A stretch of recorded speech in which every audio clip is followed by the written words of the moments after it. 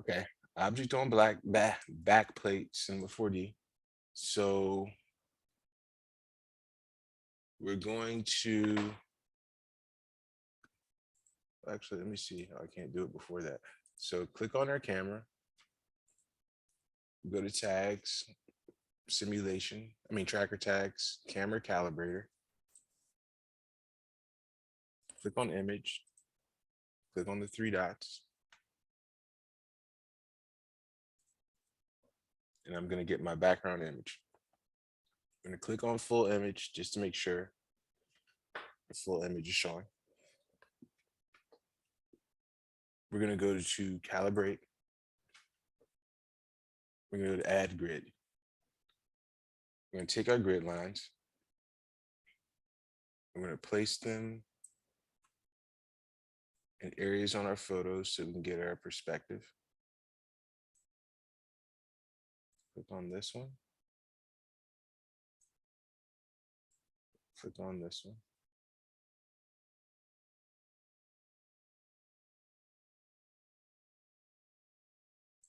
And I like it. So it's aligned to this one, line here.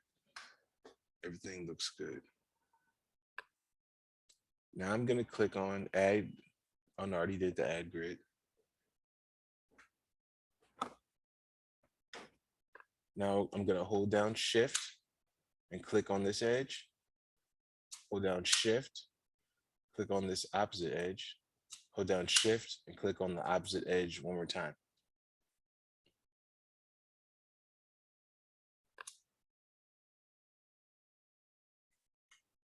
Cool. Now I look through my camera. And now I click on create background object.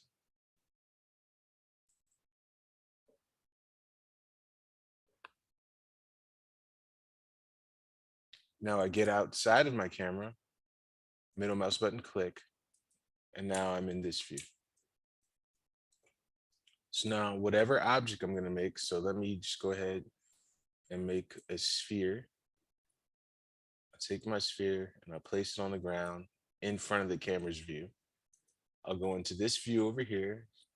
My sphere, it's right in front of the ground, fine. Then I'll go on my top view and I'll make sure that this is right in the middle of the camera's view. Great. Now I'll go ahead and I'll make myself a plane. I'll drag my plane. And I'll make sure that my plane is right in the middle of my object. So now I'm going to get back inside of my camera. Okay, now it's working right. And now my plane is on top of this grid. I mean, on top of below my sphere. It's in this area. But if we look at this, we can see how a ground plane kind of works because using the perspective of the photo. So now that I have my sphere right here, what I can do is I can go inside and let's just give it a material. So I'll just double click and name it. Ball, we'll go to our reflectance and remove it and add a GGX and let's mess with this just so it can be a little bit shiny. Taking my ball, I'll put this on my sphere. All right. Now our plane, right? If we were to render this, we see what it looks like. There's just a ball on top of a plane, but we don't want to see the plane. We want to get the shadows. So actually what I'm going to do is I'm going to get outside of my camera. Actually, I believe I can lock my camera. So I'll just go to simulation tags. I mean, that's rigging tags and go to protection. So now my camera's locked, so I can't mess it up. And if I don't want to see the background, I'll just click on this so I don't see it. All right. So this is what our scene looks like. Now what I'm going to do is I'm going to go to copy this background object, this photo. So I'm going to hold down control click and I'm just going to drag it onto the plane, right? So that image is now on the plane.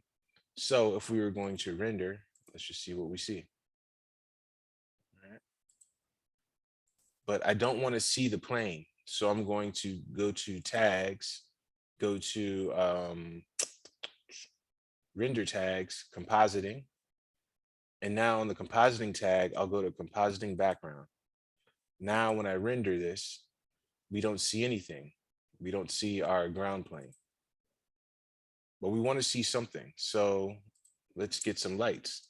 So I'll go ahead and I'll click on this and I'll make myself an area light.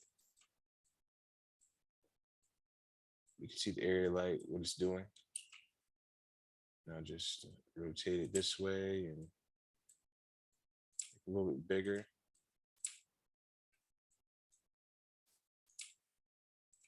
Like this. Now we're seeing it there because we're not in the camera. So let's get in our camera, press play. Or render, I should say. So let me go in here and I'm going to, oh, you know what I need to do? I need to click on this and go to physical render. Just remember, that's going to make a difference. Physical render without ambient occlusion. Let's put it in, see what we get. Okay, so we're seeing some action there. Click on this, go to global illumination. Now we're seeing a little bit more. Now, if I was to turn up this light intensity, first play. Well, it's overblowing it, but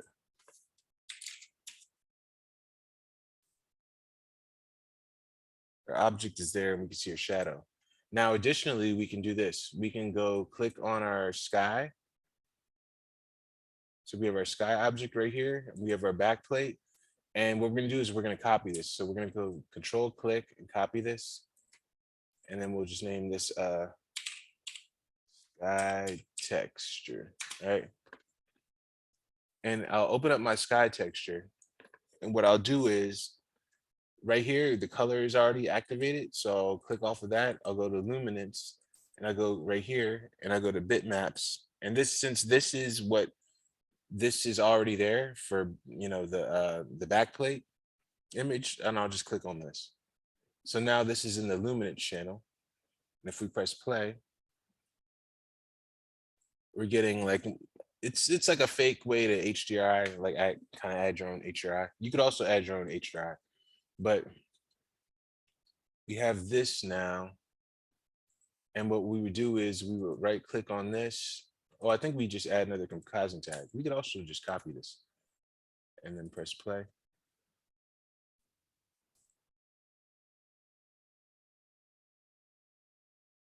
Or click off of scene by camera. Is that it? Yeah. So we had to click off of the scene by camera part. And now we have our object and our scene integrated.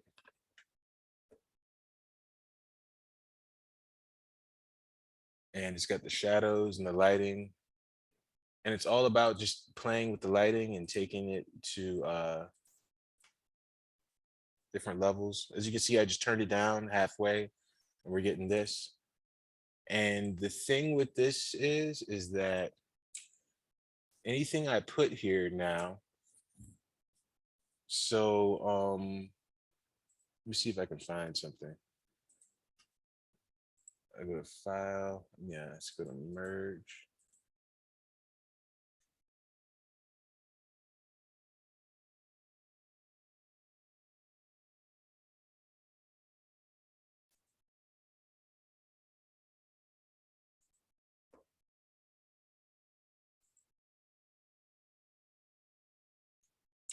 So look, here's an Avengers logo that didn't quite make the cut. So Alt G, I have this here. Now, if I take this and put it in this scene, and I press play on there. So I want to get inside of my camera, remember? And now this is in my scene.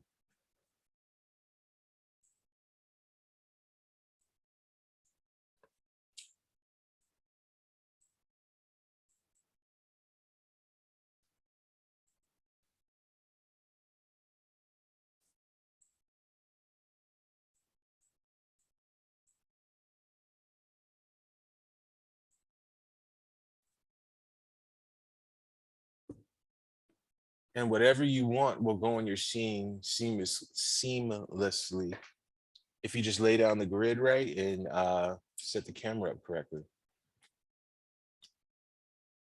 And so there we go. We have our logo, we have our sphere, and whatever object that we like can be in the scene.